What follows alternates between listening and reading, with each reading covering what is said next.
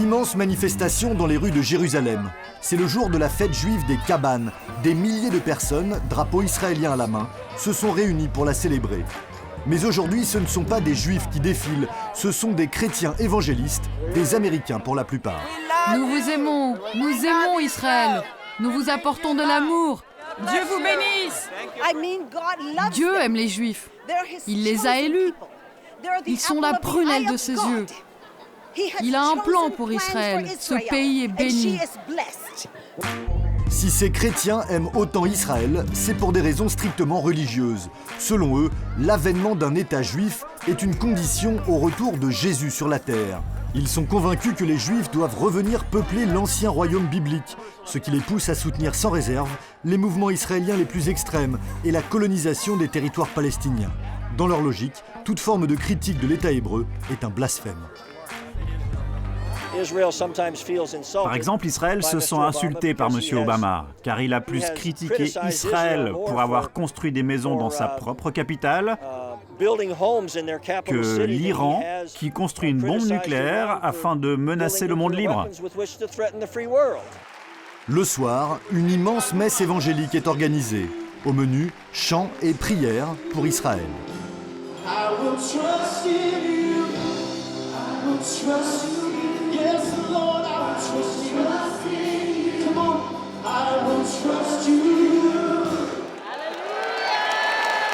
Puis, bouquet final, un discours du Premier ministre en personne, Benjamin Netanyahou, est retransmis sur grand écran.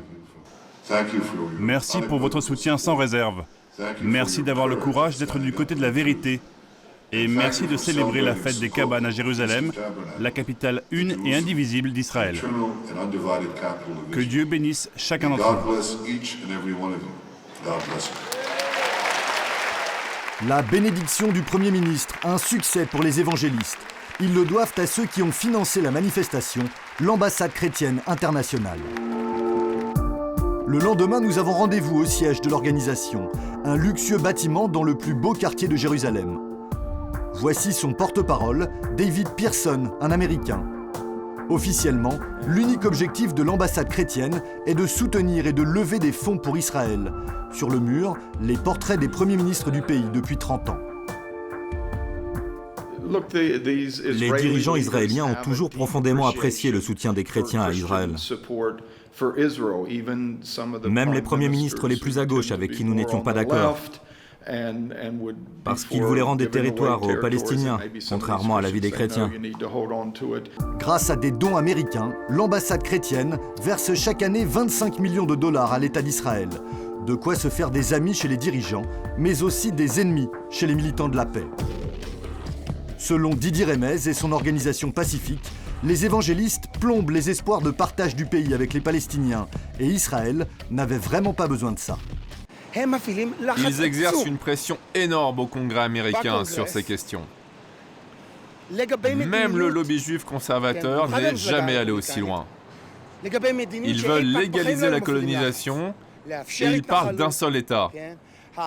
Cela veut dire qu'ils excluent l'idée d'un État palestinien.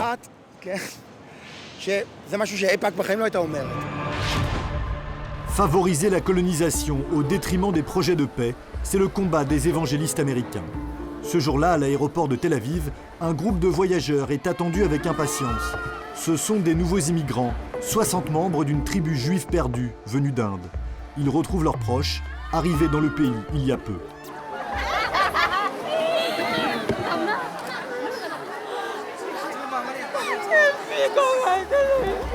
Étonnamment, ce n'est pas l'État d'Israël qui a financé leur immigration, c'est l'ambassade chrétienne internationale, le mouvement évangéliste américain. Au premier rang du comité d'accueil, nous retrouvons David Pearson, le porte-parole de l'organisation, plus sioniste que les Israéliens. Enfin, il y a des chrétiens qui se préoccupent du bien-être du peuple juif et qui veulent qu'Israël soit un refuge pour les Juifs, un endroit où ils puissent réaliser leurs objectifs. Grâce à Dieu, il y a une génération de chrétiens qui se préoccupent des Juifs. Nous sommes fiers d'encourager l'immigration juive dans le pays. Mais ces nouveaux immigrants ne seront pas envoyés n'importe où. Leur nouvelle adresse, une colonie des environs d'Hébron, l'une des plus dures de Cisjordanie.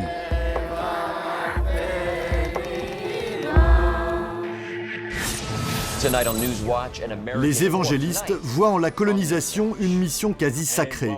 Sur certaines chaînes américaines religieuses, ils défendent l'idée du Grand Israël, où les Palestiniens n'ont pas leur place. Aujourd'hui, la Cisjordanie est le foyer de 300 000 Israéliens regroupés dans des communautés prospères. Deux voix reconnues de la région nous font visiter cette terre biblique d'Israël et nous expliquent pourquoi elles doivent rester pour toujours sous contrôle israélien. Sur le plateau ce jour-là, Tommy Waller, un évangéliste américain connu des milieux pro-israéliens. Il ne cache pas son idéologie. Les adversaires d'Israël se focalisent sur la Cisjordanie.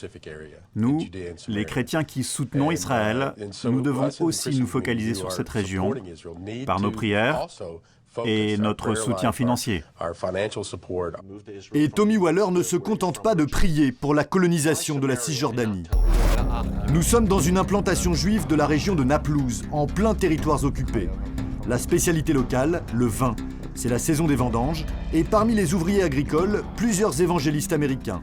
Ils sont venus bénévolement pour des périodes de 1 à 3 mois.